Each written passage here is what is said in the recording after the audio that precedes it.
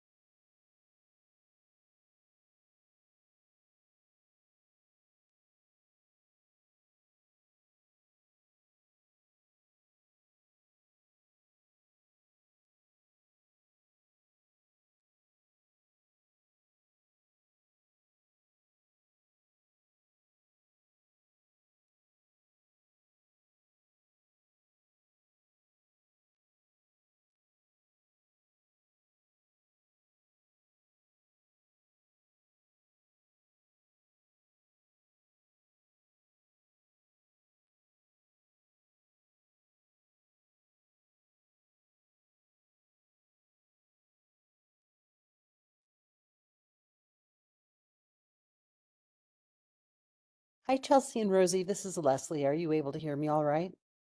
Yes, hello. Oh, wonderful. Thank you. Good afternoon, all. Nice to see you. Good to see you too. Hello.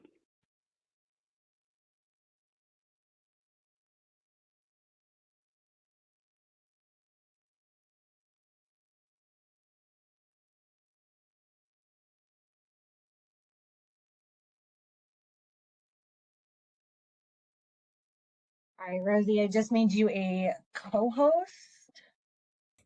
Perfect. I'll keep an eye on participants. Thank you. All right, hello everyone. Welcome to the AdHoc April Council meeting of Gateway to the Rockies, the Region 10 Opioid Abatement Council. My name is Dr. Chelsea. I serve as the program manager. In full transparency, I'm giving everyone a warning. You are going to meet a very ruthless side of me today because we have a lot to get through and not a lot of time to do it. So I'm not going to sugarcoat things. I'm going to keep us moving right along. So we'll start off. Oh my gosh, it went all the way to the end. Brief overview of the agenda that is linked in the Google Calendar. I did email it out to voting members. We're going to do some introductions, make sure that we have attendance and quorum. We're going to move right into governance.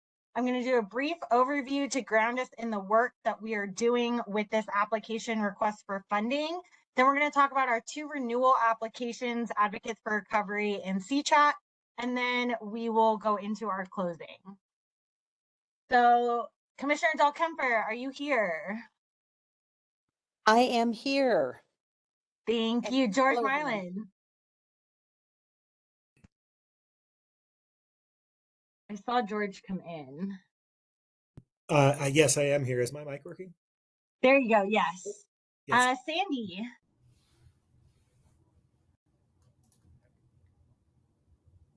I don't see her. She might be joining us late. Michael Prang. I am here. Thank you. Heidi McCollum.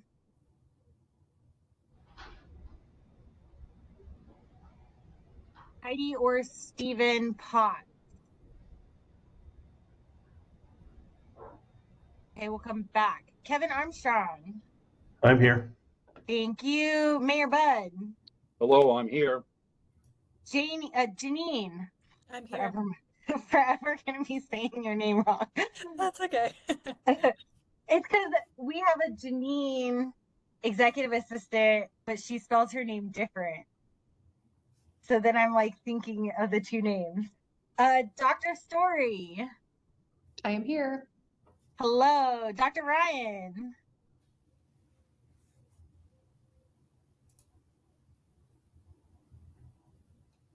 He's on our list as being here, Rosie.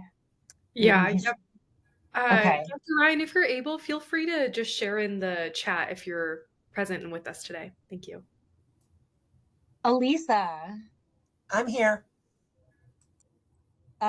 Mary Berger, Barb Weinstein. It's Barb. I'm here. Thank you. I just saw Sandy come in. Sarah, Hi, I'm here. Janie Baker, or David Jocelyn.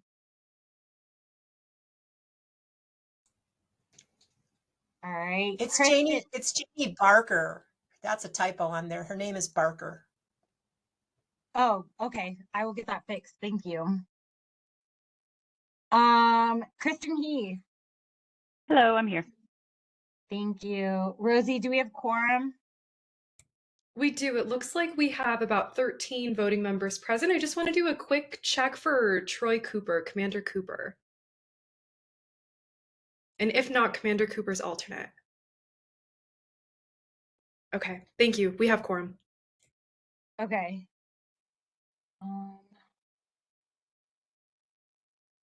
There is a QR code and link on the screen.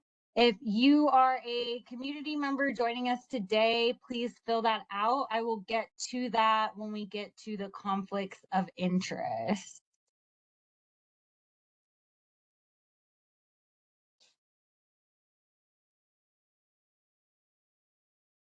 All right, we have approval of the 3:28 minutes.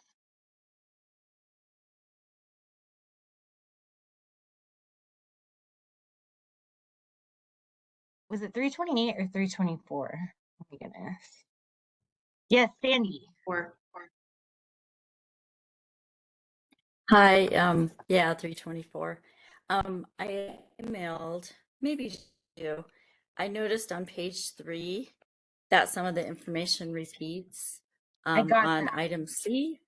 You did? Yes. Yeah. And then there also was a typo in includes Yes. in CI. Yes. That was it. Thank you. Thank you. I got those. Oh, and then, oh, I have Janie's name right here. It's just wrong in the Canva, in the slide deck.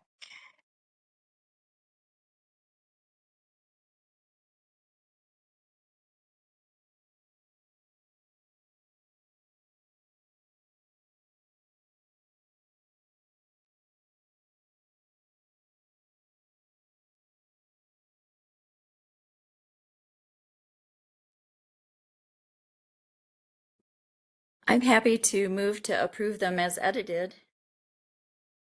Thank you. Is there a second? This is Leslie. I'll go ahead and second. Thank you. We're going to vote by opposition in the chat.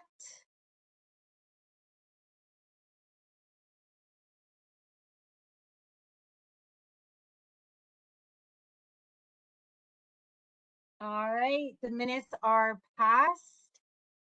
We are going to go into conflicts of interest for today. I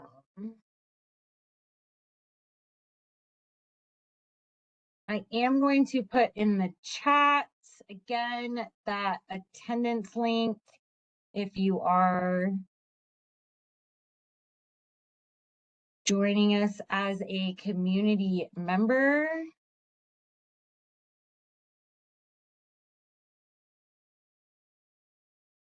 Is there any conflicts of interest to report from voting members?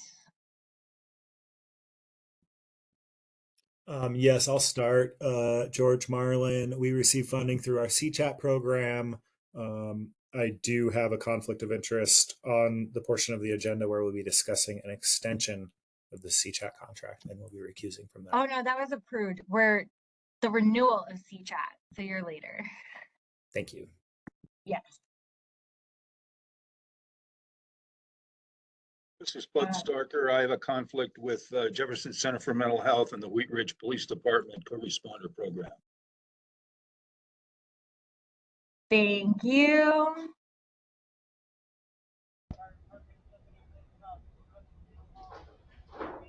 Gilpin County Sheriff's Office had received a grant from GROC about a year ago. It was a conflict. That is a co-responder program. Thank you.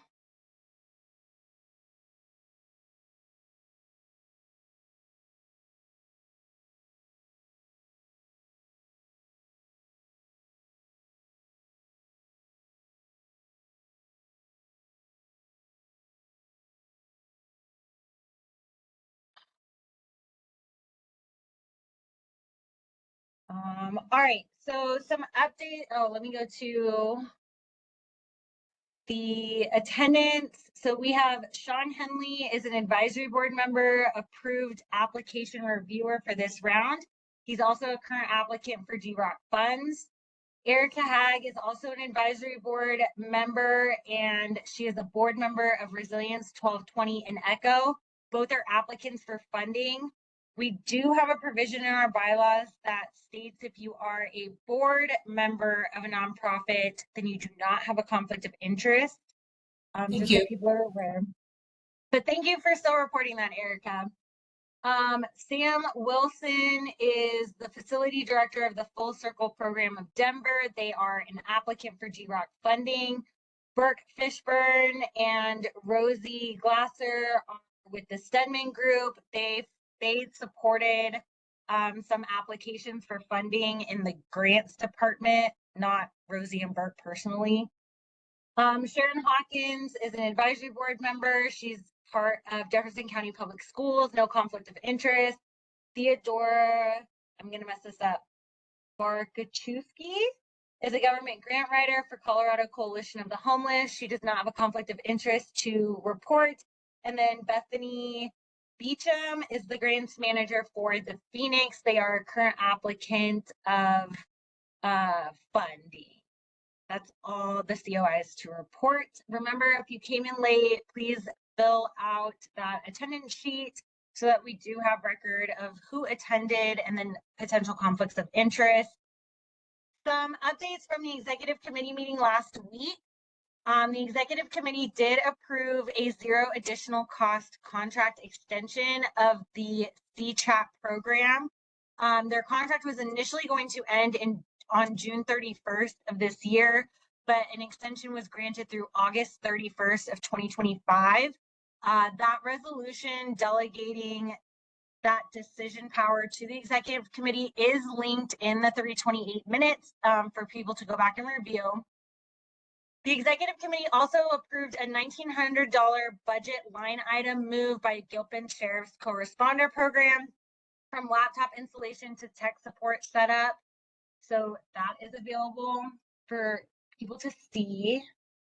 And then we are going to go in. We are going to go into the standard operating procedure manual. The initial draft was approved at the February meeting, and then that got sent over to the finance department of Jefferson County to get their input and feedback to make sure that they were okay with all of the language that was being used. And so this draft does have their input and revisions. Some of it was very small, like line grammar, things that are comments are suggestions for us to consider. I did start to respond to some of those just so people, again, could see the transparency of that process. But right now, the fiscal control section is what we are going to focus on because they did recommend some changes in this right here, the bank account. My recommendation is to accept. This does not really affect our day-to-day business as a council. It's again just trying to be transparent of where funds are kept and the verbiage that's used.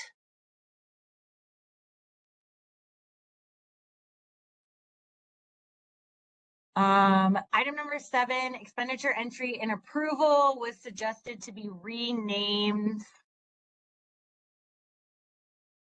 Contract authorization approval.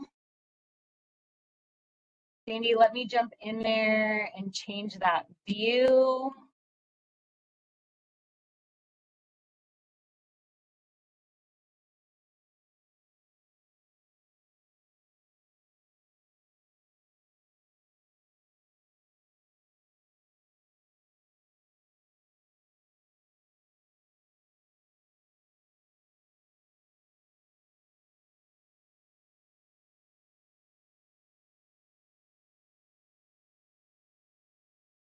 All right, that view access should be updated so people can see the draft that I have up.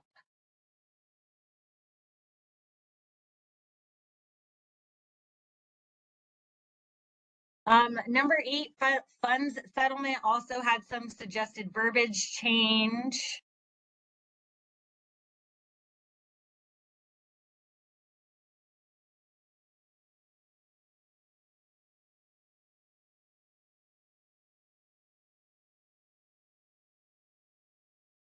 So with that, the floor is open for discussion. Again, I'm only looking for an accepted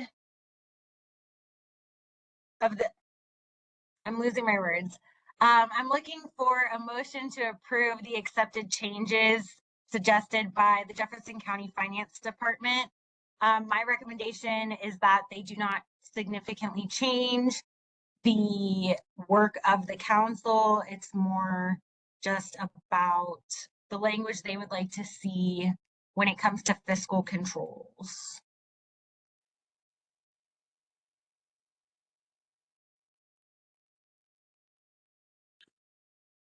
This is Janine. I'll motion to approve.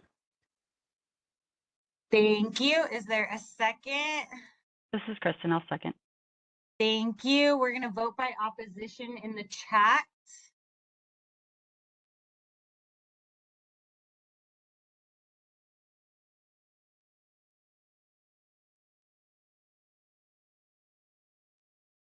All right, so the fiscal controls suggested revisions of the standard operating procedure have been accepted. I will work on getting that new document reviewed and put into the Google Drive for people.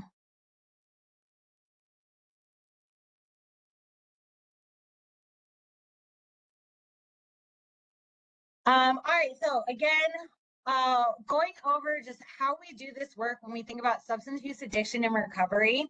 In February, we had a presentation from Dylan Dunn over at SAFE Project on the paradigms that we can look at substance use addiction and recovery from.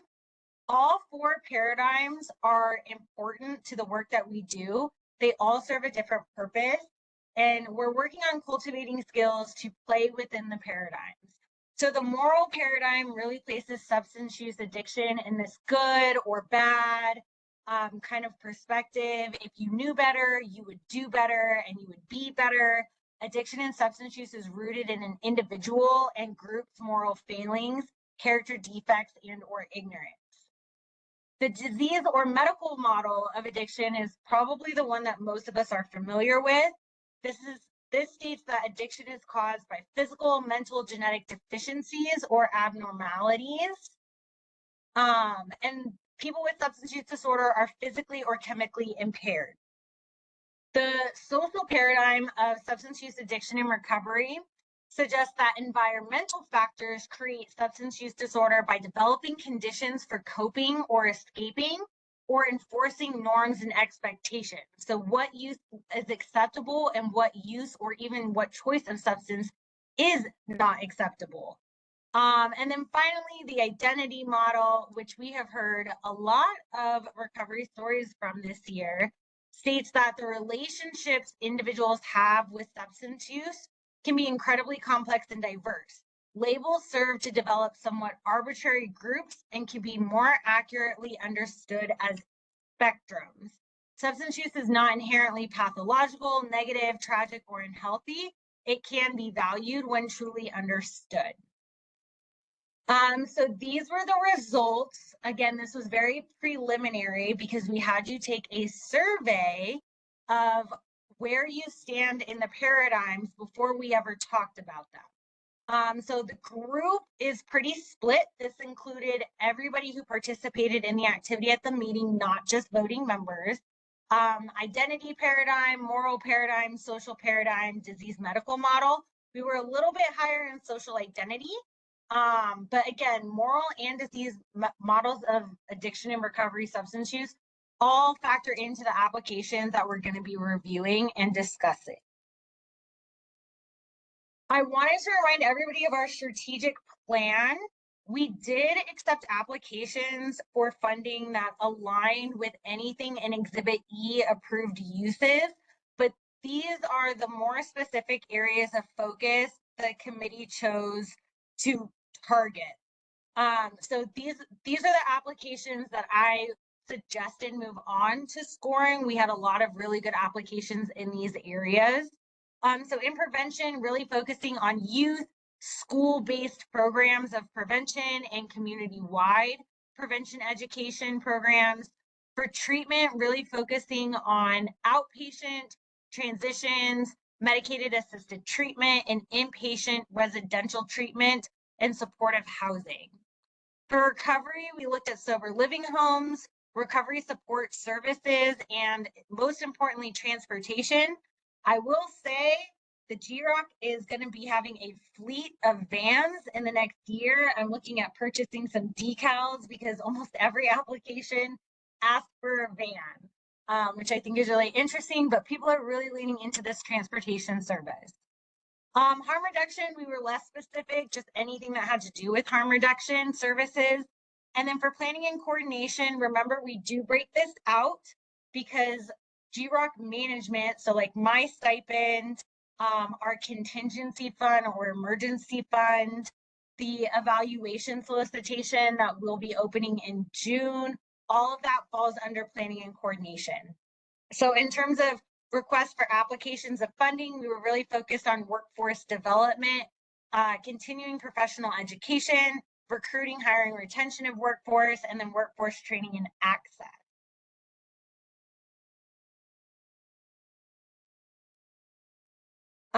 Three listening tours were hosted in March, one in each county. This was an opportunity for people to meet me, learn about the national settlement, specifically the regional settlement, and then offer insights into community concerns, what they would like to see the council direct dollars for. All three meetings were recorded and they are posted to the YouTube channel. I did place a summary of what community members identified as being most important. For Jefferson County, that was transportation to and from treatment, Medicaid subsidies or scholarships for funding when insurance doesn't cover everything, and then an increased indirect cost or percent of admin in the current RFA. We did allot 10% this year.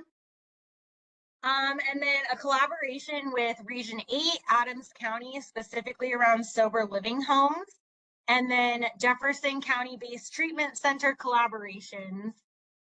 In Gilpin County, they would really like to see Narcan accessibility and Narcan trainings. There's concerns around resource reimbursements for first responders and how that taxes their programs. Data generation and data suppression is also a concern. So how do we get data on substance use addiction recovery? Youth prevention education in schools, a potential collaboration with Region 6, Boulder County. So Gilpin County School District does have a school that is in Boulder County. So making sure that we do a collaboration with Boulder, making sure that that school is not left out or getting duplicate resources. And then in Clear Creek County, there was a lot of concerns about addressing stigma of mental health and substance use disorder, unknown data variables, especially around stigma, interest in co-responder programs because there was a recent cut in mobile crisis unit, youth programming, local treatment opportunities that consider stigma and financial barriers, and a potential interest in syringe exchange program. Building on this data suppression, the COAG did release a new data dashboard. So I have links that take you to the general landing page and then specifically the Region 10 landing page. I give you a snapshot of some key measures. Elisa said, I do not see this list as being exhaustive for Gilpin. I do not see this list as exhaustive, complete, or final for Gilpin County needs. No, Elisa, not at all. This is just what came up in the listening tour. So yeah, back to this data dashboard. There is a lot of data suppression, especially in the rural communities all throughout Colorado, but this is a new tool that we can look into using and addressing needs and understanding need throughout the region. So I highly encourage you to look at that. I'm still getting acquainted with this data set and what it looks like, trying to get some access to the back end of it. A longer term goal is to align our grantees evaluation reports with similar variables so that we can address need and impact in the longer term more holistically. All right, we are getting into the meat of the meeting today. I'm right on time. Yes. So just a reminder, we have a little over $11.2 million to distribute this around. We received 47 new applications and 2 renewal applications. The total amount of money being asked for is roughly $38 million. So this means we do have a relatively competitive opportunity for funding. Applicants have a 30% chance of receiving funding, and applicants should expect partial funding awards. In terms of populations of interest, 5 applications specifically targeted justice-involved individuals, which was part of our strategic plan. 16 applications target those experiencing homelessness, which, while not directly part of our strategic plan, is largely considered a co-contributing factor of substance use disorder. We have 4 capital-based applications. That means that the application is entirely dependent on a capital line item, such as buying a house, buying a vehicle, or some other technology that has a lifespan of more than 5 years. So those capital applications come out to $10.8 million in funding requests. There's an additional 6 applications that have a funding component. So that means that the council can deny that capital line item and the project would still be able to be carried out as described in the application. We had 8 applications for prevention that totaled about $2.4 million. We had 13 applications for treatment that totaled about $11 million.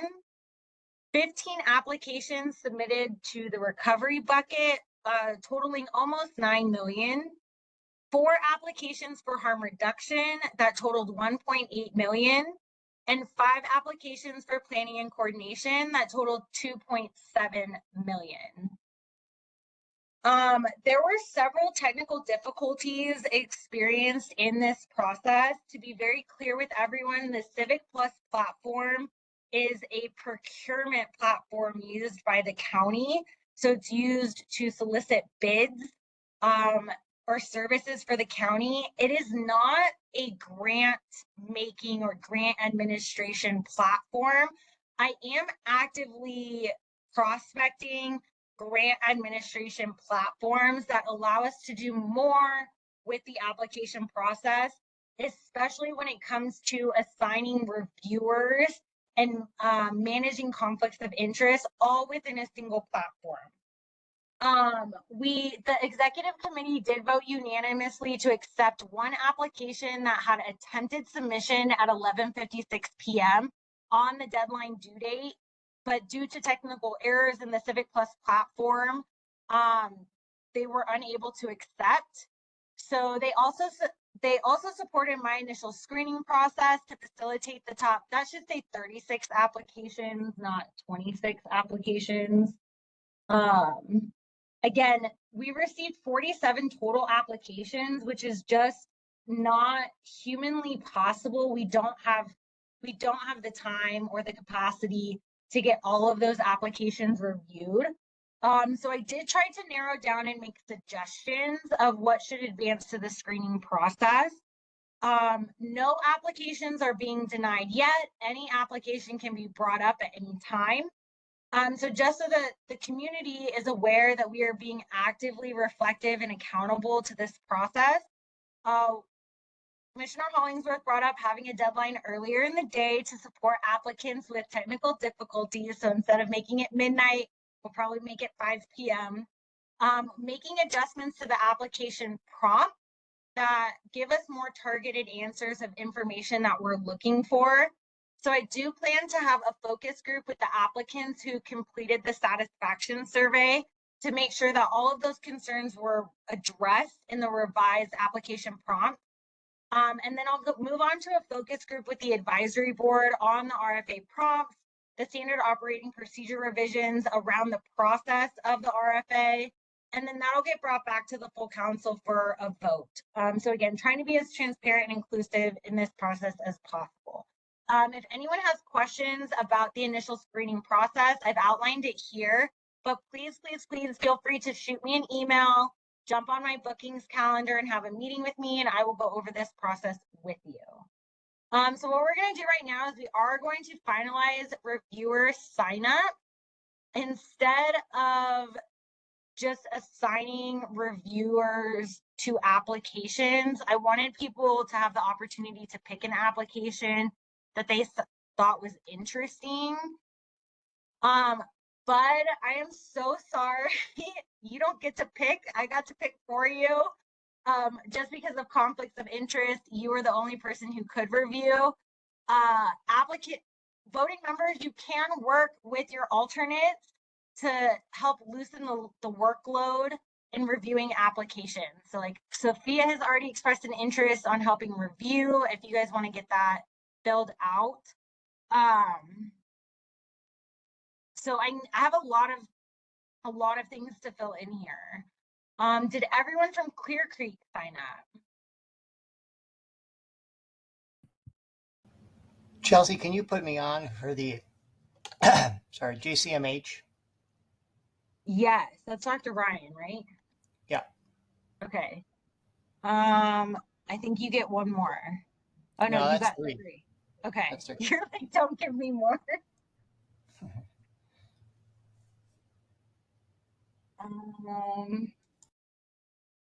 Janine, you got 3, right? Yeah, 1, 2, 3. Oh, you got 4. Thank you. Yeah, and is that with the CCHAT renewal where it says Heidi and Janine? Is that a 5th? Or should I remove myself? No, from yeah, this is a renewal application for today that only you two can comment on. Because, got it. Okay. Yeah. So that one's not getting scored because it's not a new application. They're not significantly changing the scope of work. They're just changing their budget.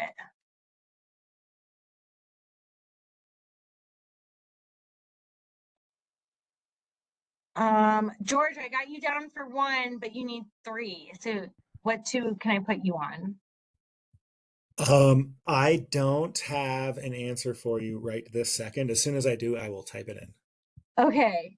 I have edit access to this, right? You have to request access. Did you request access? Not yet, but I'll get back to you on that. I don't know if she's going to let you there, Commissioner Marlin.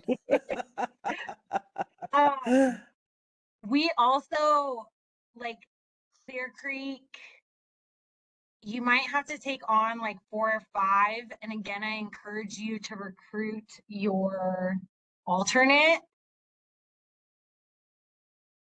to help you score.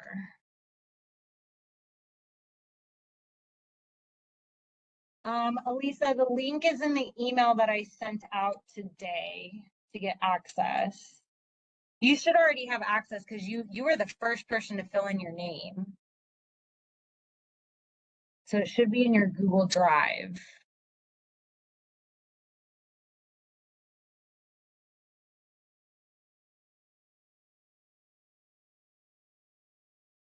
sure how to find it in Google Drive. Google is very foreign to me as a user. Yeah, so if you just go to Google and you're logged in, these little dots right here where it says Google app, and then you should be able to click on Drive and then go to the shared with me in the left sidebar.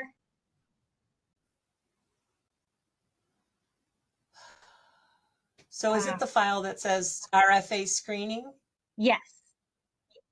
Okay, thank you. Yes, I and found then it. it's going to be tab 3. Voting members on the call, I need you to sign up. And if you don't sign up, I'm going to just give you an application.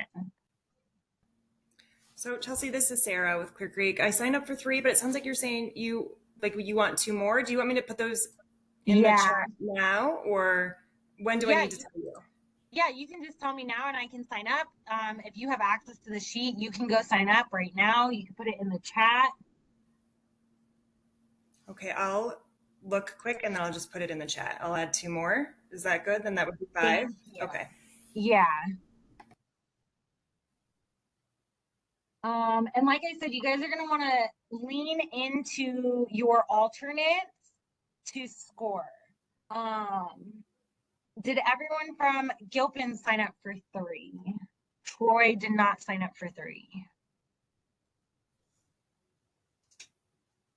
Troy has 1.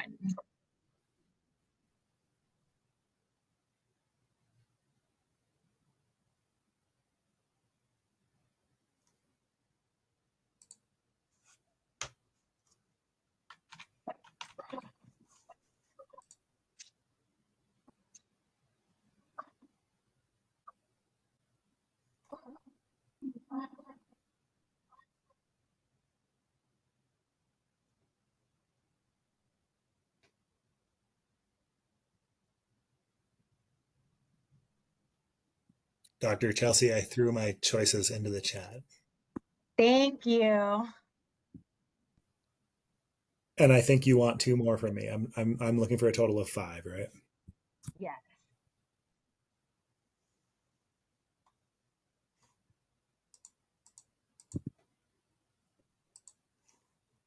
And is 3 still okay for me, Chelsea, for Elisa? Do you want 3 or do you want more? I think you're going to have to go for 5.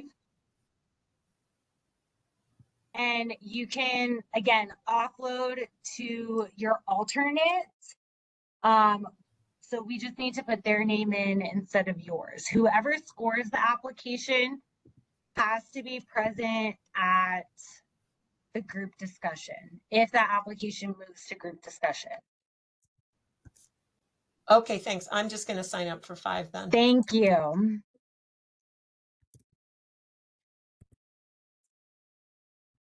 It looks like we have Jeffco is almost done signing up.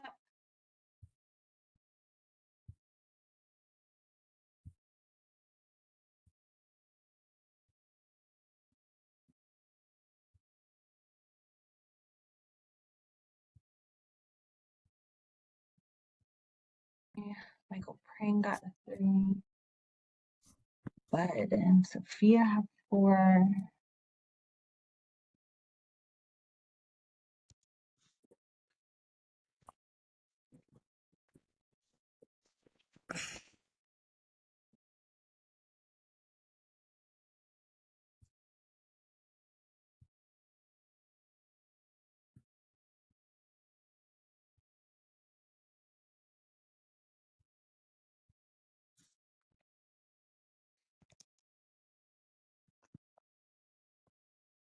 I know Sophia and Michael Miller are on the call. You guys are alternates for Jefferson County.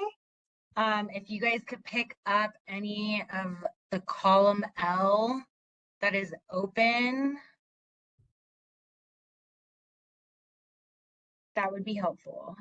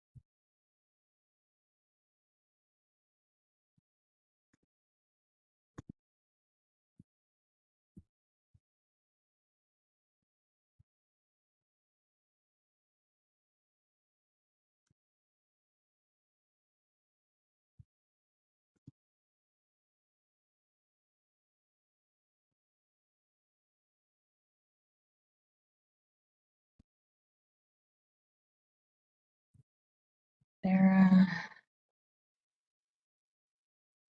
Chelsea, you can just put me in wherever. Okay, I'm thank like you so scrolling much. through, like.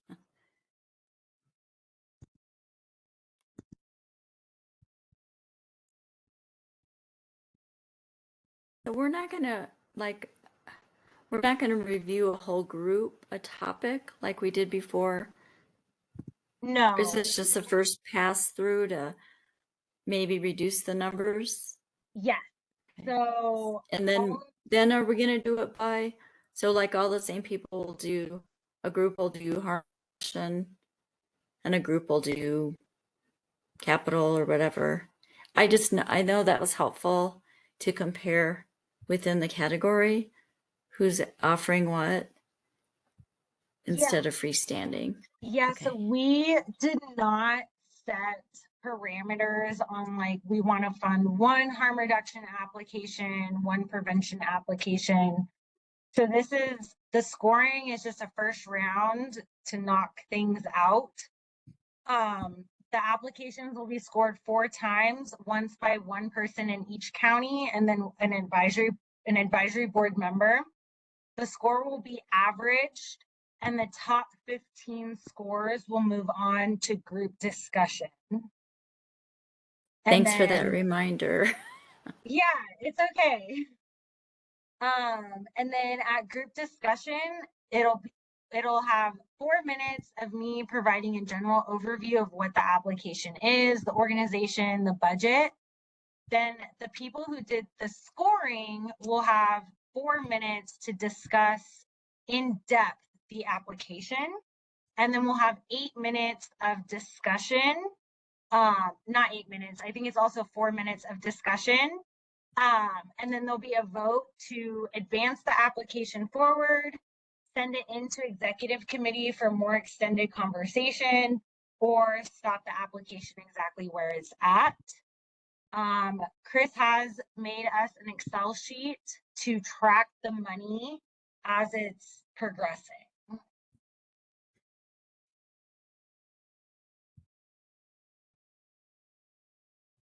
I'm still looking for a Jefferson County person on Gilpin Ambulance, Soterra Landing, the Chow Project, Clear Creek Public Health.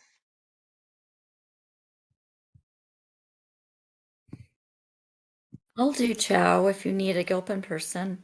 Yes, thank that one you. sounded interesting. Yeah. Hi, Chelsea. This is Heidi McCollum. Hi. How are you? Good. How are you? I'm well, thank you. Hey, you had sent an email to me, and you had said that I might need to recruit my alternate because of conflicts of interest. Are they other people's conflicts of interest? Because I'm not aware that I have any. No, it wouldn't. So George, Dr. Ryan, and Sarah have conflicts of interest. So you're the only person who can review. So you and Janie kind of have more applications to review than other people. So if you can speak with Stephen about jumping in on these applications and helping lessen that workload, that would be awesome. Sure.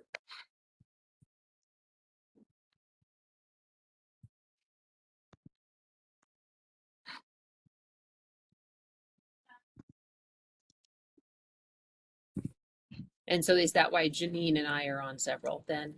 Yeah. Got it. Okay. Yes.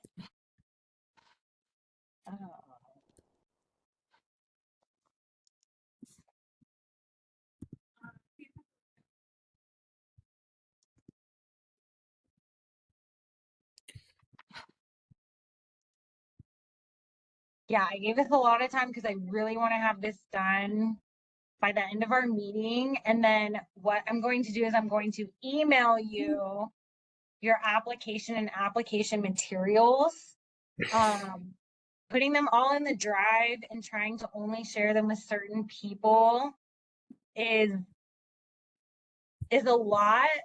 So I'm just going to email you your documents to review. You can download them however you want. You can annotate them however you want, and then only the top 15 will go in the Google Drive and be shared.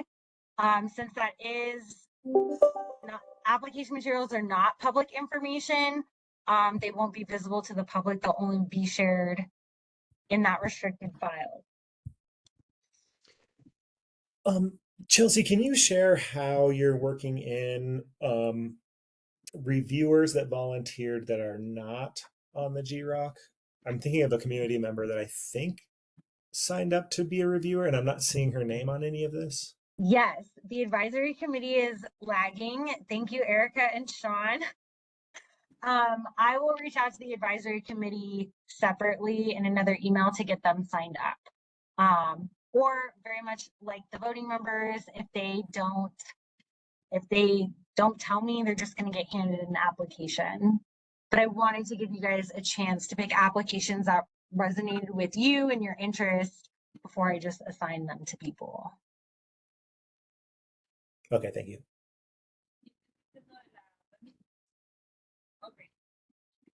Erica, I have like 12 advisory board members. You and Sean are the only ones that listen to the timeline.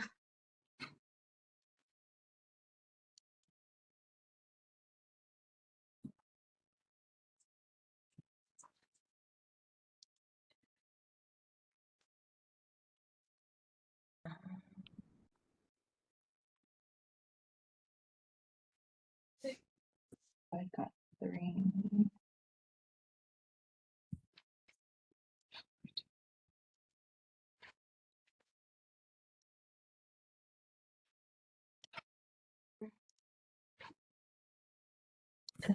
Schools and the sheriff.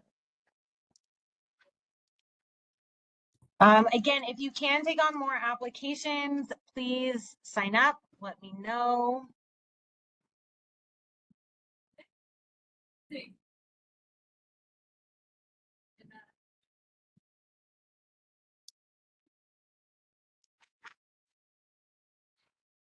Sandy, Kevin, do you know what Troy would be interested in? I already have him down for 2. I don't, and I haven't talked to him to see about his interest overall in reviewing. I don't know if Kevin's had a chance. No, I haven't talked to him about GROC, so I don't. I'm sorry. So yeah, Gilpin people, you guys might need to sign up for a couple more. And feel free to volunteer your alternate.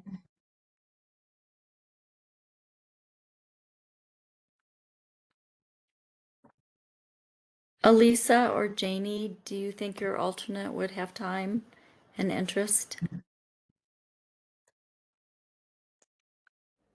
I don't believe mine would. No, and I don't really have any. I think 3 is going to be it for me.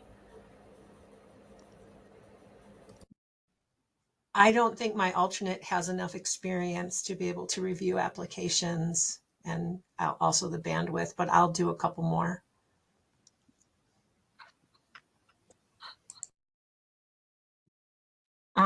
Jeffco team, same. If you guys can take on some more applications.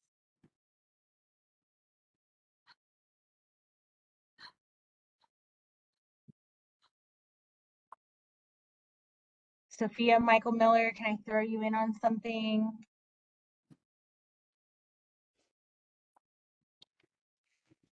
I apologize. Are you looking for any blank spaces currently in column L? You Yes. said? Yes. Okay. And then I can just drop those in the chat. Yep. And I'll get you Okay. signed up. I'll drop those in right now. Thank you. Chelsea, this is Kristen. You can add me to one more wherever you need me. Okay, thank you. Chelsea and Mike Frank, you can add me to where you need me. So, but I can only take probably one more. Thank you. And same for me, it's Barb. You just put me in another one if you need it. Okay, thank you.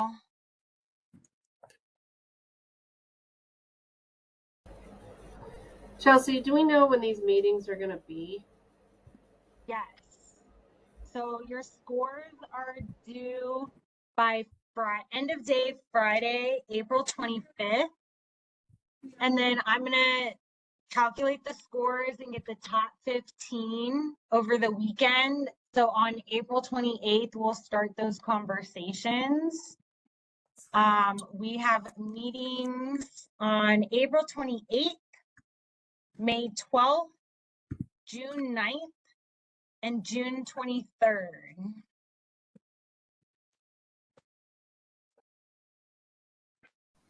And I'm sorry, Chelsea, did you say you were going to email us all the materials for the ones we signed up for? And yes. When do you plan on sending those? Today. Thank you. Yes.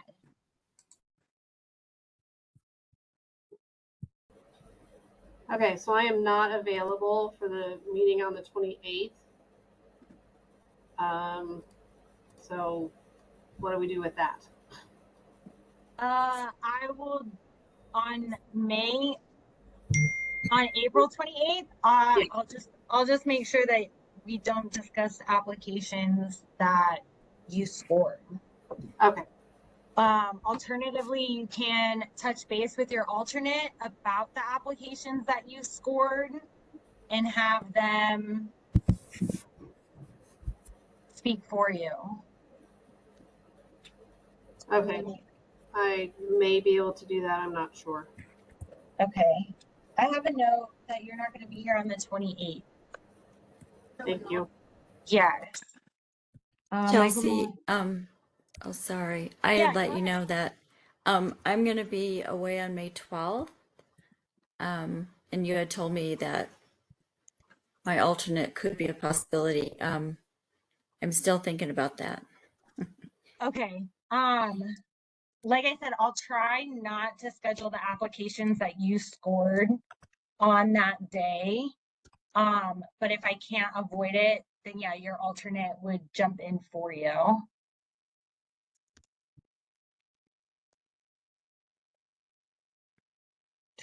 Can Janie and I cover for each other, or does it have to be our specific alternate? Eric, do you have an opinion?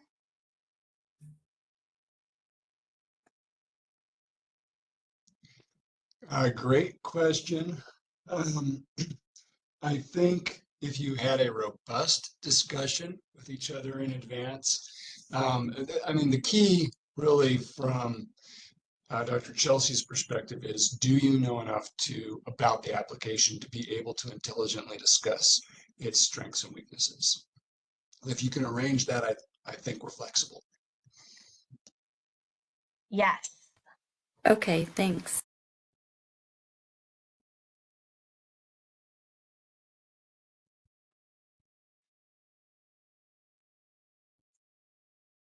Elisa, I see that you're also not available on May 12th. Would you feel comfortable meeting with your alternate to discuss your scored applications?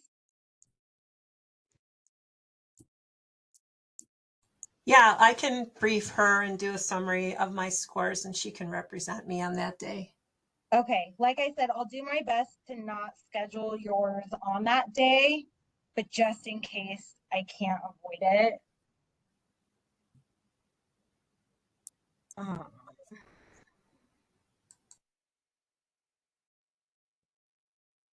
right, I'm seeing if there's anyone else that I can plug in places.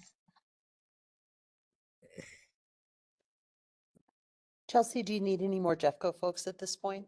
I do need some Jeffco people. In 1, 2, 3, 4, 5, 6 places for Jeffco. Yeah, please feel free to add more to my list too. Okay. Wherever you want to plug me in. Okay. And then I don't know if we have any other Jeffco folks on the phone who didn't have a chance to weigh in a little bit earlier, but huge thanks to Mike and Barb, Kristen, others who jumped in to take on more. We really appreciate it very much. And know your calendars are jammed. So thank you.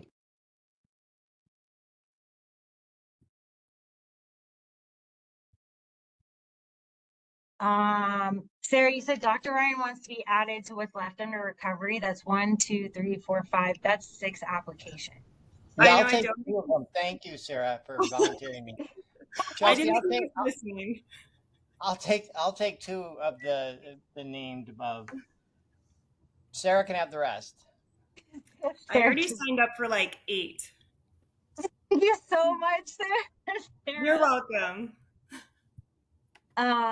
Sean, I don't need advisory board members yet, but I will circle back.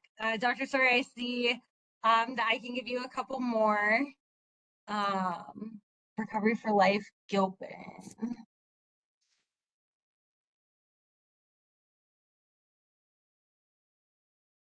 All right. Okay, in the interest of time, I am going to move forward. So I am going to plug and play with people who are not here. If I can recruit your alternate or you can recruit your alternate, please let me know. Like I said, we started with 47 and we're down to 36. But that's still a lot of applications for the committee. If I need to do another round of pre-screening, I might just have to do that.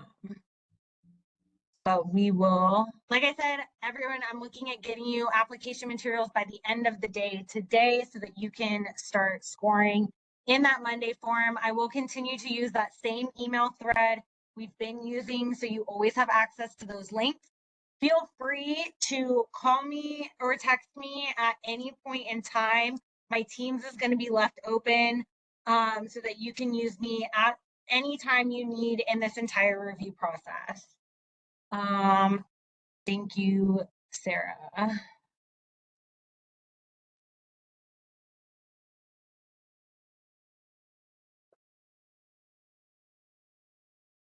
But Dr. Ryan did say you could add like 3 of those to him, I think, too.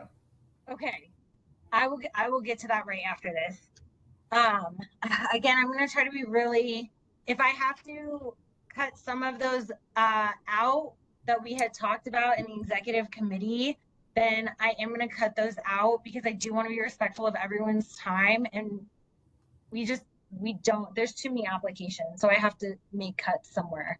Again, just because I do not advance an application onto scoring does not mean that it was denied. It can be brought back up at any point in time. Is everyone okay with that? Some of those recommendations, I think there's like 6 applications to the executive committee that I recommended not advancing. We chose to advance them, but if I don't have enough scores, are you guys okay with me taking those 6 out?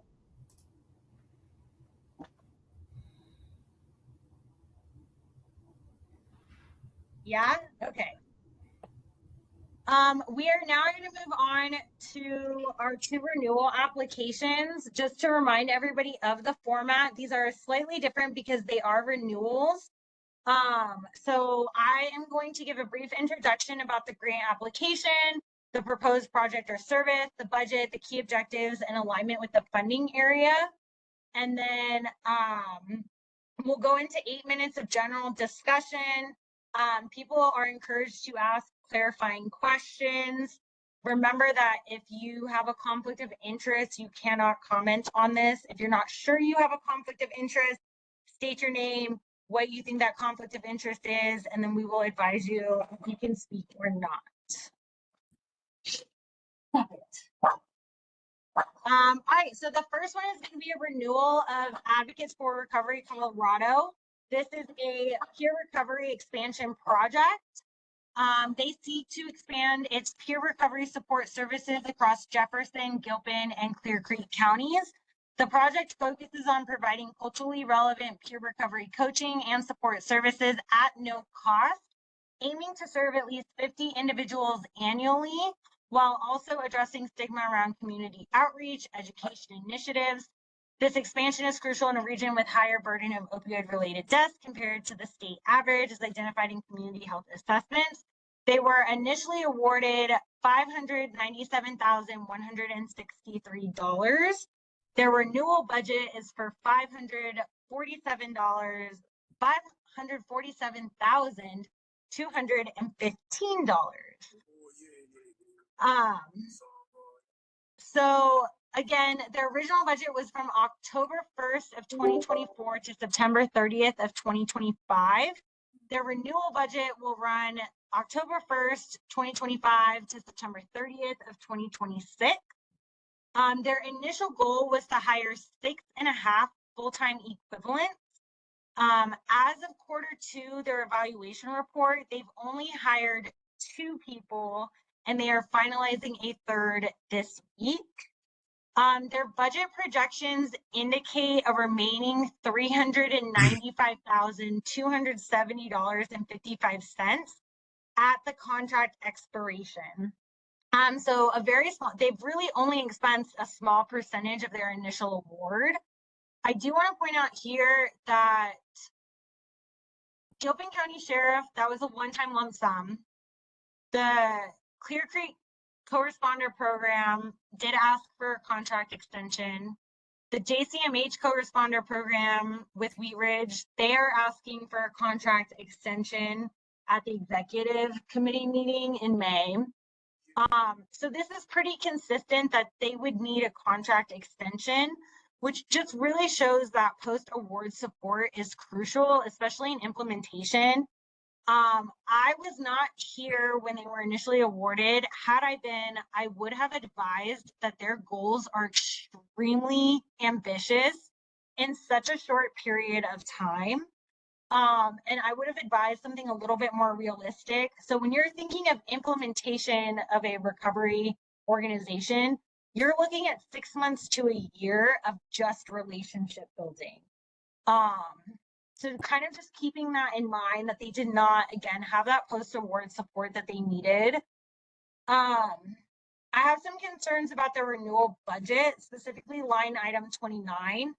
The Butler Institute is a third-party contract, so it's a subcontracted service. It was initially priced at $58,672.50. And the new line item is $74,230. That is significant. Like, as a formal external evaluator, I logically cannot make that make sense. Typically, you front load early in the year because you're designing like your logic model, your interview questions, and then your code book. And then in year 2, you would have a reduced cost because you don't have to do that footwork. They will also have $17,000 remaining from an external evaluator. So my suggestion is that we keep that line item the exact same cost. In line 37, their admin or indirect costs, they were initially awarded $54,340.50 in indirect admin costs. They are requesting a 15% admin cost instead of, we gave everyone 10%. The Colorado Nonprofit Association, they do mandate 14%. In federal government grants, it's 15%. We did 10. Advocates for Recovery will have $47,000 remaining in their admin at the end of their contract. So I don't think there's a justification for a 15% admin, nor do I think you can include the Butler Institute towards indirect costs because it's a subcontracted service. So my recommendation is to give them an award amount of $429,105.25. And I'm going to throw John under the bus really quick. Well, not in the bus. I'm throwing him a curveball really quickly. Instead of doing a contract extension because their contract is so late already, that we just roll over their remaining balance of $395,270, and then we give them an additional $33,834. Chelsea. I'm going to go with legal and then Sandy. All right. And the first thing I'm going to say is, unfortunately, Jean is out today. So your contract expert isn't here to answer that question. I like the idea, but I probably can't give you the best answer. Okay. Sandy. So that was very fast. Yeah.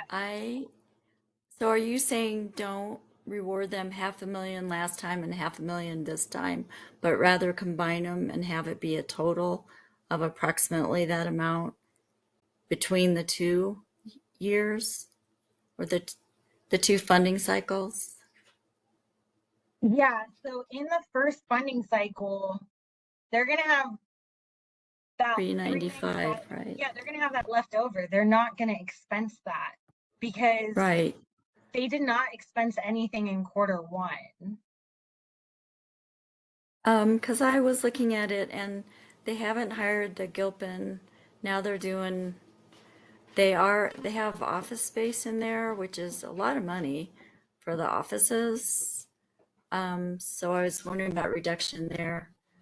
But I think the carryover is right. They also had put in a bunch for mileage, but they haven't used the van. They purchased it. So I was kind of thinking, yeah, some of that could carry over instead of being added to. Yeah. Which is kind of what you're suggesting, yeah. Yeah, let me see if I can pull up.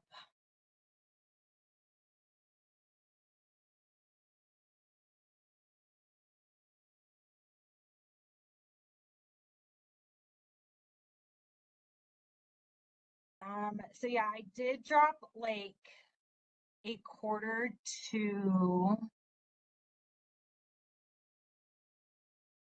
evaluation.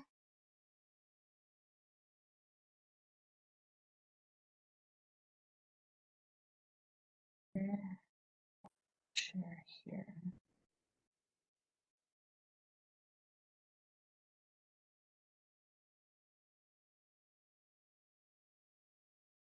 So this is part of their Q2 evaluation, where this was their budget from the first contract. And then this is what they billed in Q3. And then what they're anticipating billing in Q4. And so this would be the balance. I do know that they've had a really hard time hiring in Gilpin and Clear Creek. So any type of support that voting members in Gilpin and Clear Creek can offer in sharing the job posting, recommending people, helping them facilitate connections would be helpful. The only thing I would like cut again from the new budget is the increase in the Butler evaluation and not include it towards the indirect costs. I don't know if I suggest like cutting a salary. Yeah. And then this evaluation report is in the Google Drive. So you can see what type of progress they're making. They are making progress. Like you said, Sandy, they just bought the van, but that was supposed to be done in like month 1, and it's month 7. I read through all that, and I just,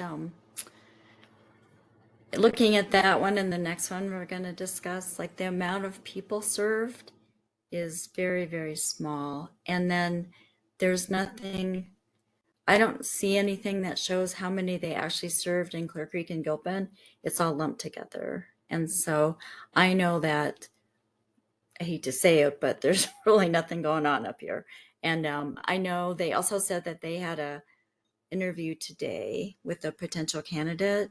So if that was on their notes too, I think it was their second interview or something. So maybe that person will get hired on.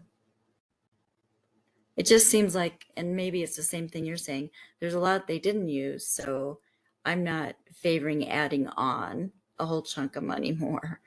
but rather carrying over as the distinction.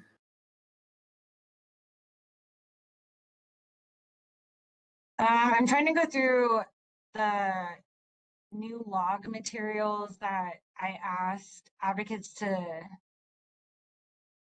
yeah, and that's not entirely updated yet. And so this is also the thing, like I said, these grantees did not have the post-award support and guidance on reporting for quarterly evaluation that the GROC should have had for them. So I think that's an area of accountability that we need to take. I met with Sean last week from Advocates for Recovery, and we went over, I was like, I kind of need you to like fill this in for me. I gave him a template. I'm very optimistic about their ability to track moving forward. I feel like I've been talking, I want to pass it off to George or Leslie. I saw you guys with hands. Thank you. I just wanted to jump in with a quick question, and it goes back to the bullet that you had about evaluation and about the 20,000 something increase in terms of evaluation costs. And you had mentioned that there was no justification, and by no justification, I just wanted to confirm that that means, and I did review the narrative specifically and a couple of the other components, but I just wanted to confirm that there was no, meaning there was no explanation for why we were seeing that bump up in the evaluation. That is more in-depth data gathering, different types of data gathering. Do you know what I mean? Did Advocates for Recovery have any response to that question? No, they did not. Okay. Yeah, so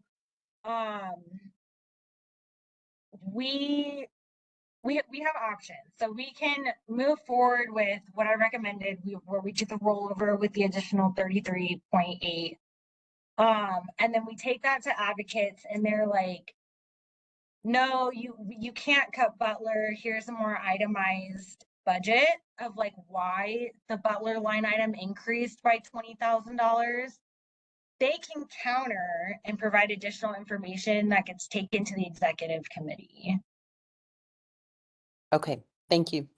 That's an option. Yeah. Chelsea, if you're going to ask them questions, do you mind asking them about this office space?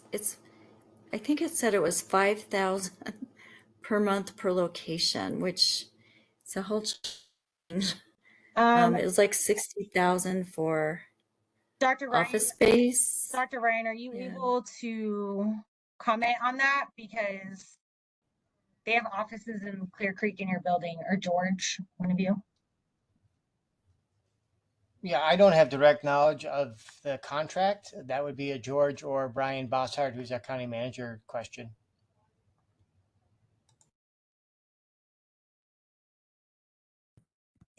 My understanding is that we're having conversations and leases have not yet been signed. As far as Sandy, your question about the dollar amount, I don't have information. When we approved the contract last year, I remember looking at that and saying, oh, well, I guess if they negotiate a lower lease, that will just be savings in the contract.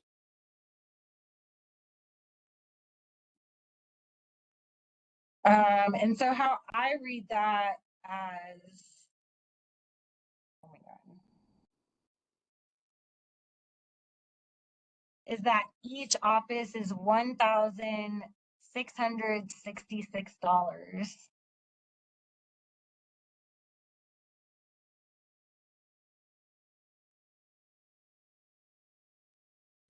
And I think it necessarily at that point in time had to have been an estimate, right? Because I know they didn't have an identified location or a lease inside Clear Creek.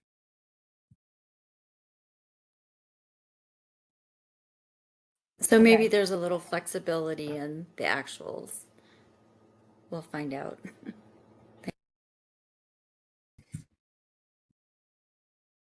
Are there any, George, your hand is still up. Do you have any more that you want to comment on?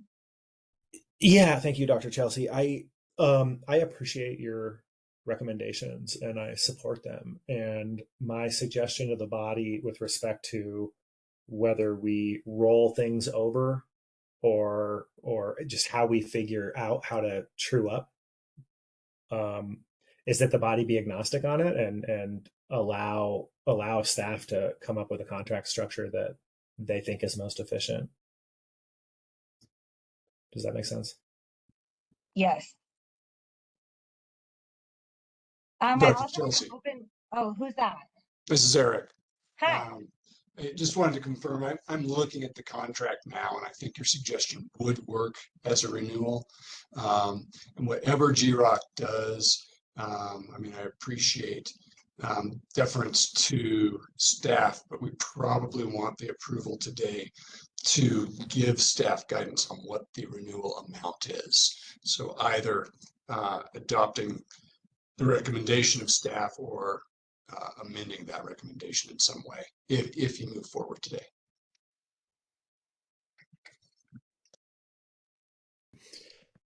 Yes, thank you. And that is what you said it more clearly than I did. That's what I was trying to propose, is that we have a conversation about an amount and let staff figure out the right way to write it into a contract. And I support the recommended award amount that's in the slide here.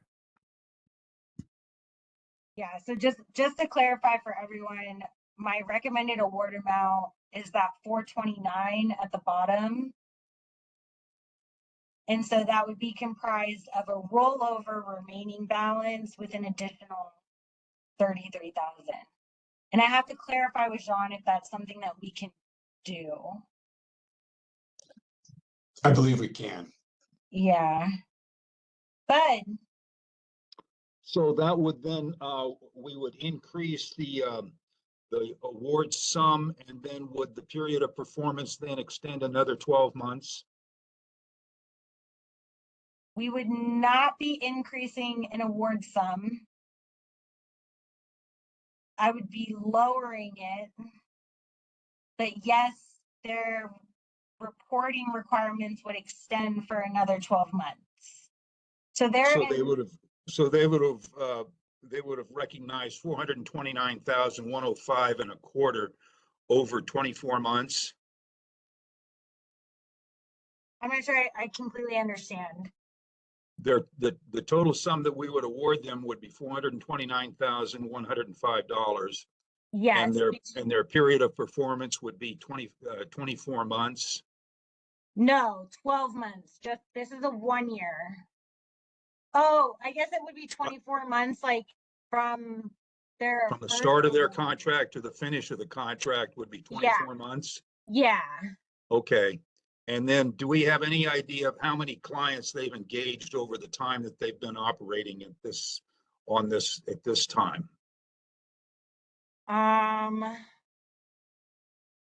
I do not have a clear number on that, but most of their work has only been in Jefferson County. They've struggled to build necessary relationships in Gilpin and Clear Creek.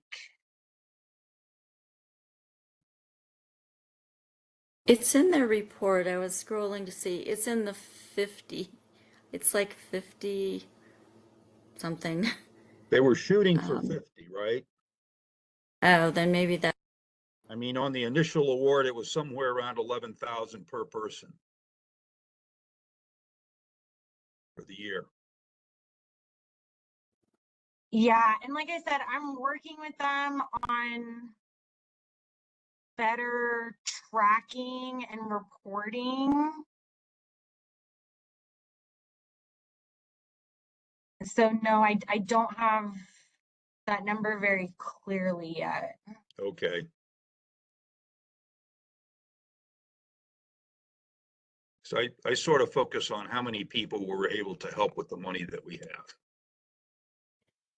It's in their report. I just can't find it in the moment. I think they mostly didn't spend most of the money. It seems like the money they spent with who they were able to help is comparable because they didn't really get off the ground in the way they thought, which is why there's so much left over.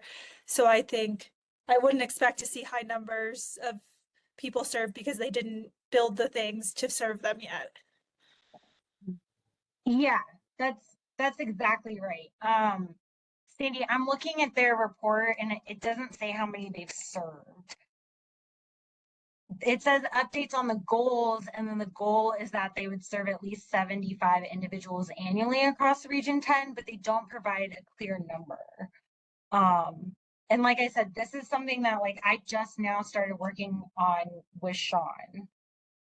I do have to wrap this contract up so we have time to move into the next one, and I don't want to beat this to death. So we can either I'm gonna let George go, Sandy. I'm gonna let George go, Eric go. Sandy, is your hand still up, or do you have another hand? I do have 2 hands, but no, it should be down. Sorry. Okay. And George's is down, so I'm gonna go straight into Eric, and then we're gonna go into a vote.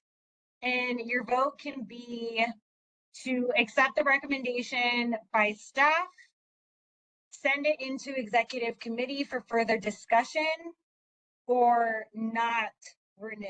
Those are your 3 options. So we'll go to Eric. And I just really wanted to clarify what you're voting on and respond to Mayor Starker's question. So the first contract was for a 12-month period with a not to exceed amount of 597,000.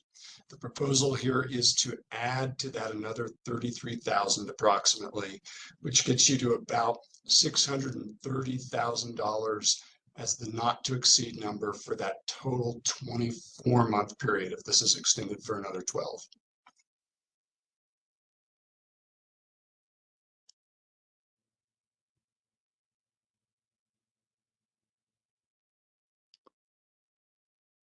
All right, so I had a somewhat different understanding of the motion then. I thought we were going to approve them for a total amount of 429,105. So that, can you clarify that? Yeah, I think that's what they would have going forward. But if you want to look at the total amount that they will have been able to spend, you also need to include the amount that they've already spent this year.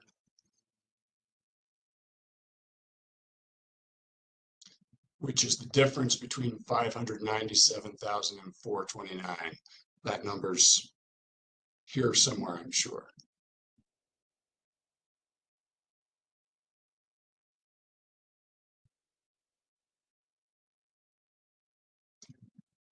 Still clear as mud? Yeah. Let me try it again. Last year, you approved the contract for 597,000.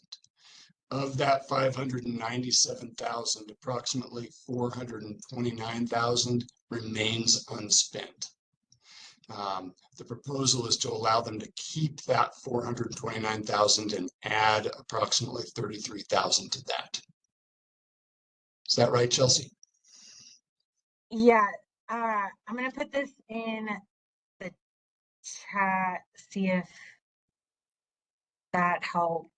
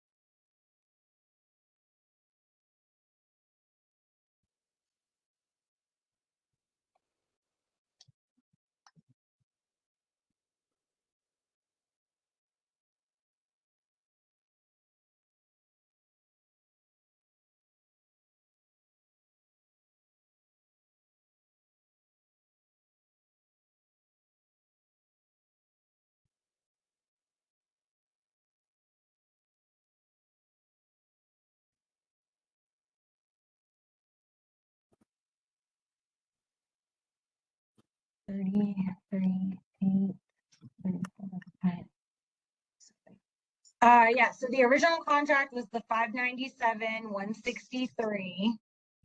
By the end of that contract, they will have $395,270 unspent. So my suggestion is that they keep that, and then we add 33,834.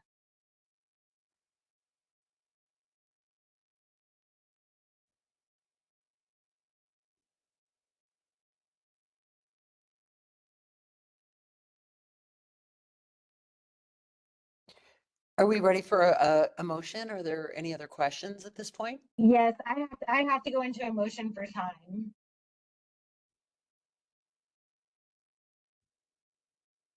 I am happy to go ahead and make a motion to support the staff recommendation as it's been described. Is there a I'll second? second. I'll Thank second. you. Yes. We'll vote in opposition in the chat.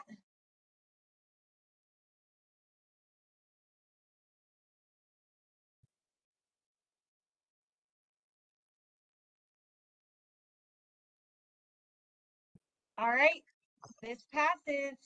Thank you, everyone. Great for your first renewal. All right, going into our second renewal is the Clear Creek Co-Responder Program. This is CCHAT. Their original budget was $199,260. Yes, George, Dr. Ryan, Sarah, you all have to abstain in this part of the meeting. I think I got everyone with a conflict of interest.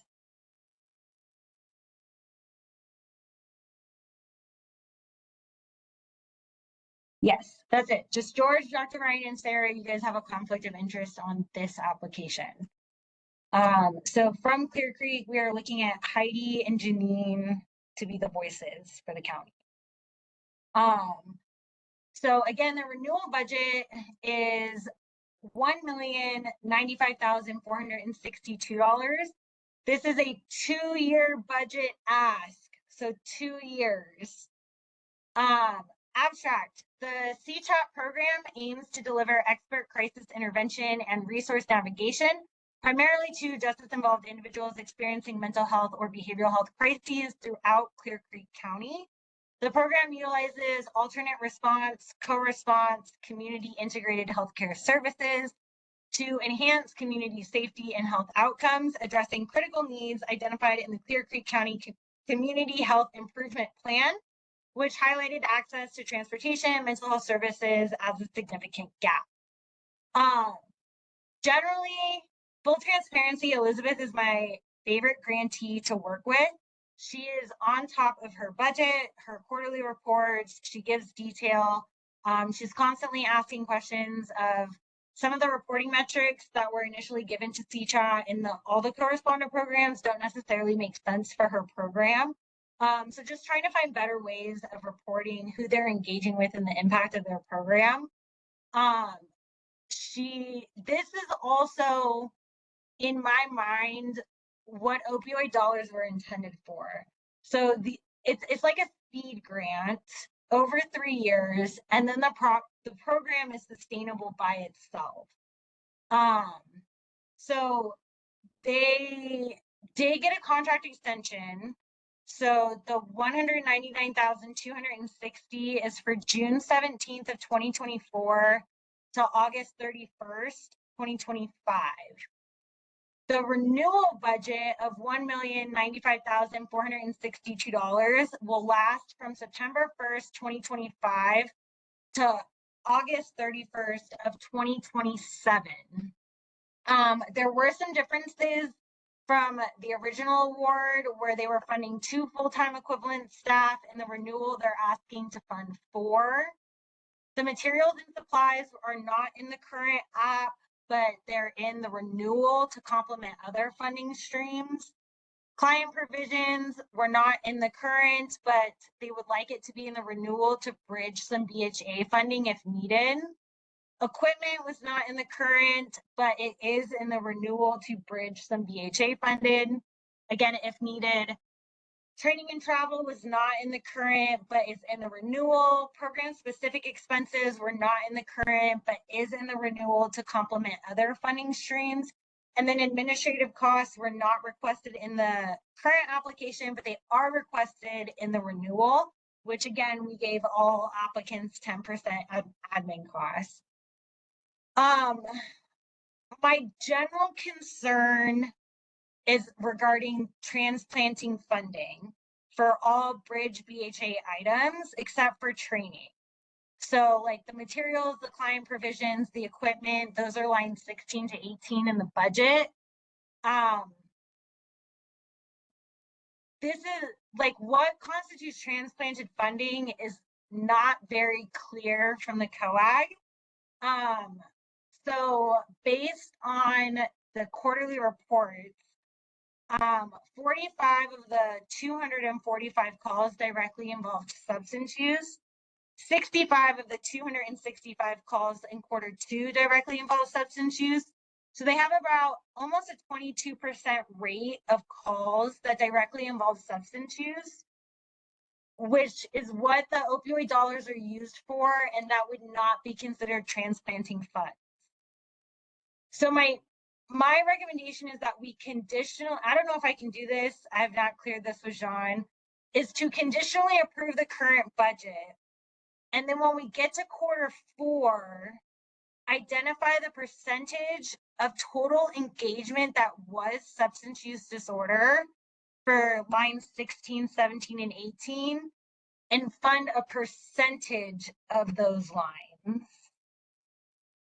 So if 21% of their calls involve substance use disorder at Q4, then we would fund 21% of the materials in line 16. I'll open the floor. Chelsea, this is Heidi. I have a question. Yes. Of the number of calls that dealt with substance use disorder as opposed to other issues, right? We know that so many times, right, there are coexisting right issues. So it could be a mental health disorder, it could be you know, someone involved in the criminal justice system, and that there is a secondary or even a tertiary issue of substance use disorder. Do we know how many of these 45 out of 245 are the 45 in Q1? Are they solely substance use disorder issues, or were there any other coexisting disorders that can be attributed? And then conversely, of the ones that were not, of the 200 remaining from Q1,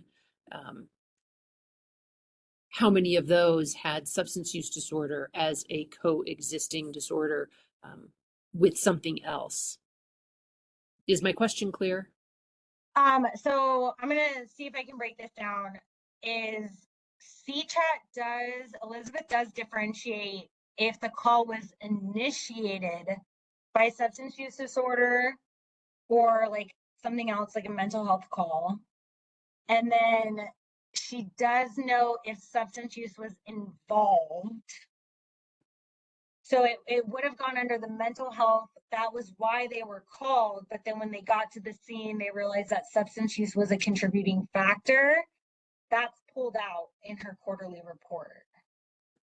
So of the 45 calls, those were directly called. They were called because of substance use disorder. But there are more than 45 that could have had or that did have substance use disorder as a secondary issue that was found or found later once they arrived on the scene. Am I understanding that correctly? Yes. Yes. Okay. What did Dr. Chelsea, what do you mean by like did you use the word seed funding, or like it would become sustainable after this, or what? Can you speak more to what you meant by that? Yeah, so the CCHAT program is pursuing regular county support. So like tax dollars going to fund this program. So the program was started with GROC dollars, and then obviously trying to use taxpayer dollars to pay a program takes time. So if GROC funds this program for 3 years and then it becomes completely sustainable in the county, that would be like a seed grant. So we got the money, we gave them the money to get started, and then it became integrated into community culture.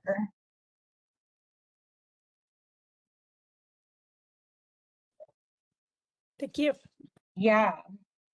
I'm gonna go Barb and then Sandy. Yeah, thanks. I don't know if I am understanding correctly, so please just help me out in terms of how an entity kind of plans for a budget that may or may not come to fruition at the end of their year. So what I just saw you say is that based on utilization or whatever qualifies by Q4 could potentially indicate then the dollars that they would receive. And this is probably more of a question for the entity themselves of like, how do you plan for that? Is there money that is there backfilling if these dollars aren't there at the end of the year?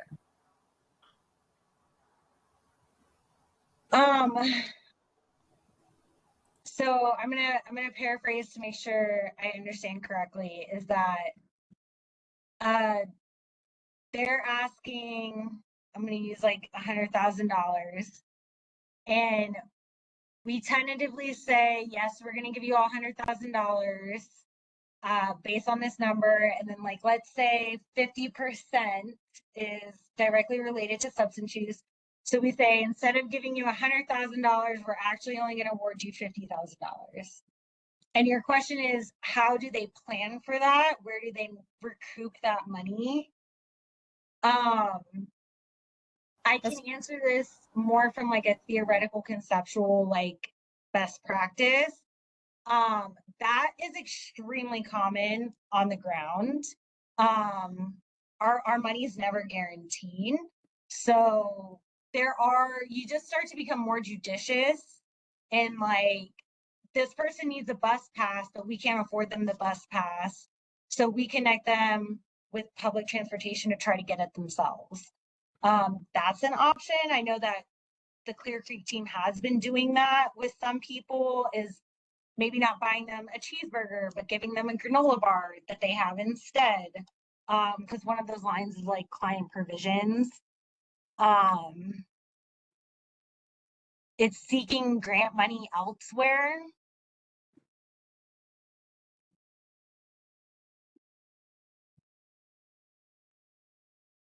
Like, and again, my only concern is that at what point does it count as transplanted money? And so I have reached out to the COAG for 2 specific applications of like, does this constitute transplanted money? Is this allowed? And they have not yet gotten back to me. So there is a chance that by the time September comes around, I have a more clear guidance from the COAG on what constitutes transplanted money. And we are allowed to fund that entire line item.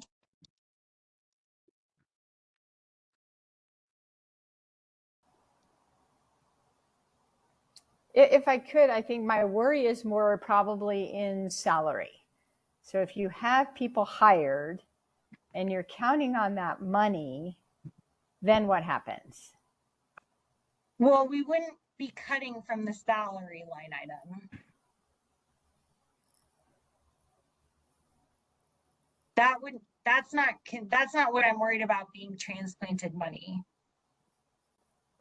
So I'm saying that we fund the whole salary and fringe line item for the 2-year period. That's not a conditional.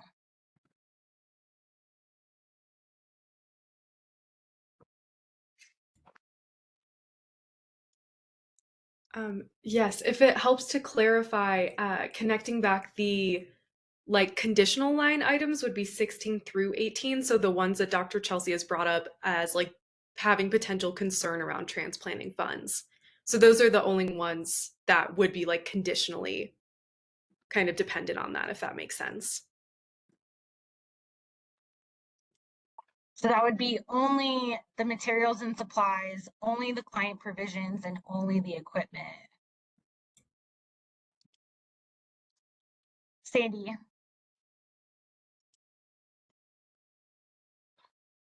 see. So I was going to say, I like your idea of making those conditional, the ones related to BHA funding, because we are definitely living in time of uncertainty right now. And it might be a while before we hear those things, but definitely by fall, we'll have a better idea what's being funded. Some of it we might know, in May with the state budget, but it's just every day we get different messages about funding. And then I was wondering, in the statistics, they served a large number of older adults. And I don't know if they have freestanding senior services there. It might be more of a programmatic question that can't be answered today, but just what the nexus with senior services is. And I think it's good you explain that the program is really to serve the broader community with a focus on the substance abuse, but that it's not exclusively for that. So it showed to me in the statistics that they have a need to serve the full age spectrum, through this service. I was going to ask about the extra office furniture, since I already set up. Now you're saying they want to go from 2 to 4 FTEs. Is that correct? Yes. Okay. All right. So are you kind of recommending leaning toward approving this, but with that condition that if they get the funding from somewhere else, because that's my last question, is where are they getting funding besides GROC now? Is the county helping at this time? Do they have other grants? They do have other grants. I know that the county is trying to work in more sustainable funding. I'm not entirely sure off the top of my head if they currently receive any percentage of county funding. But It does say in their application they're seeking full program funding from GROC at this time. yeah, so that would be just like BHA. And then I think she had a state grant that's running out. That's why it says like complement under other funding streams. So yeah, my recommendation is that we conditionally approve the 1 million for 2 years, what they're asking for 2 years, conditionally. And then at the start of Q4, that's when Jean wants to start the renewal contracting. We look at those BHA line items, we look at the percentage of how many calls were actually related to substance use disorder. That way we're not transplanting funds. And then when we get that final number, we'll come back to the council. The number will not exceed 1 million. Their actual contract will probably be a little bit less.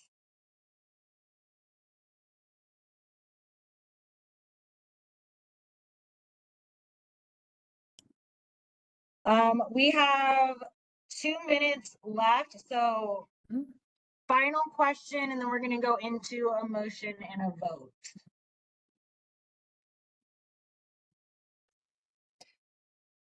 Chelsea, this is Heidi. Sorry. No, go ahead. It's okay. Go ahead. I was just going to say I was ready to make a motion on that prior, but I know we're looking for questions too. Yeah, let's go Heidi, Bud, and then I'll move to Leslie for the motion. Great. Thanks. I just I think I would like to, I'm happy to kind of follow your recommendation. My concern is that again, back to, how it's designated. Is it designated as a substance use disorder call, or is it designated as a mental health call from the outset? And then if once, they are on the call, it turns out that it is a substance use disorder call, that should be, credited in with, if we're going to look at a percentage of the number of actual calls where, substance use disorder was a contributing factor or a main factor, it seems to me that that needs to be shored up a little bit, as opposed to, maybe misdiagnosing it at the outset, unless I'm understanding it incorrect. Yeah. again, I think whether I can include that in the percentage is entirely up to the COAC guidance of, is the reason they call, even if it is misdiagnosed in the call, would that count as transplanted funding? Okay. Yeah. And that's why, again, I think it should be a conditional, and we have this idea of this formula, but it's really up to what the COAG considers to be transplanted funding. Okay, thank you. Yeah. But And if I understood that, then it would be the funding amount as requested, then as trued up by the percentage of the calls that are opioid or substance abuse related, yes. sort of trued up at a later time. Thank you. Yes. So yeah, it wouldn't exceed this. So what they're asking, it might end up being a little bit lower. All right, I will move to Leslie for a motion. All right, Chelsea, let me first clarify, are there any recommendations that we want to add or any additions based on the conversation and questions that have come up? Or are we, I think we are comfortable moving forward with the staff recommendation? I just want to check real quick. And I'm asking you that based on what we've heard.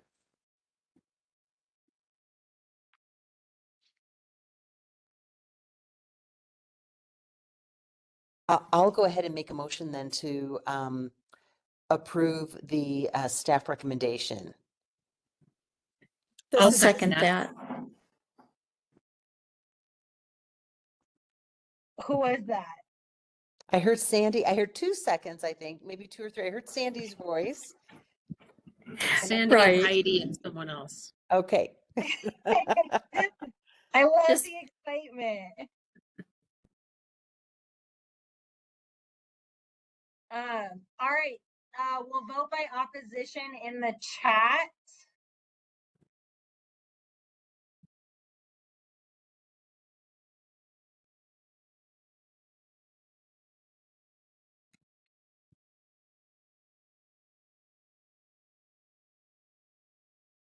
All right, this application was also approved.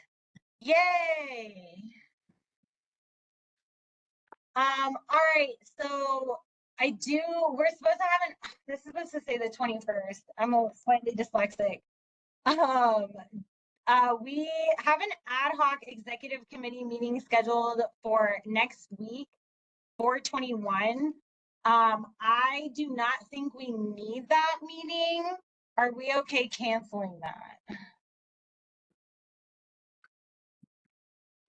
I'm comfortable with that, especially given some of the meetings we have coming up. Yes, I know. I'm sorry, grant season. I'm okay with that also. Thank you. Okay. It'll give us scoring time.